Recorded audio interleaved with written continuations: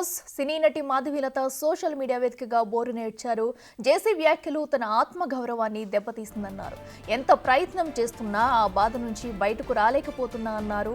వాపోయారు. నేను మనిషినే కదా, నేను పడే బాధను చెప్పుకోవడానికి పదాలు కూడా లేవు అని తన ఆవేదనను చెప్పుకుంటూ కన్నీరు పెట్టుకున్నారు మాధవీలత. ప్రతిక్షణం వేదన అనుభవిస్తున్నానని, కోపం, నిరాశ, ఆవేదన, దుఃఖం అన్నీ ఒకేసారి తనను కుదిపేస్తున్నాయన్నారు.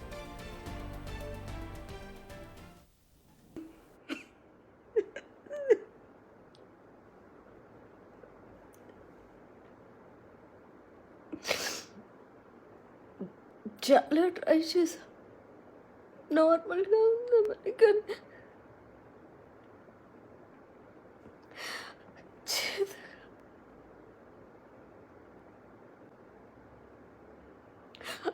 అవ్వట్లేదు.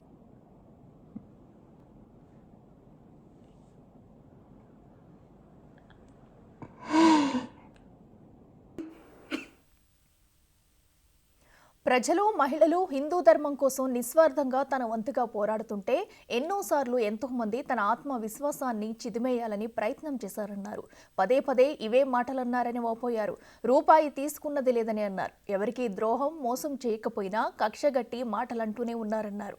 ఆడపిల్లగా ఎప్పుడూ సింపతి గేమ్ ఆడలేదని, విమెన్ ఫేవర్ లాస్ని ఉపయోగించలేదని, మగాడిలా పోరాడుతూనే ఉన్నానని అన్నారు. ఎన్ని కష్టాలైనా అధిగమిస్తా, నా ధైర్యాన్ని నేను కోల్పోనంటూ చెప్పుకొచ్చారు.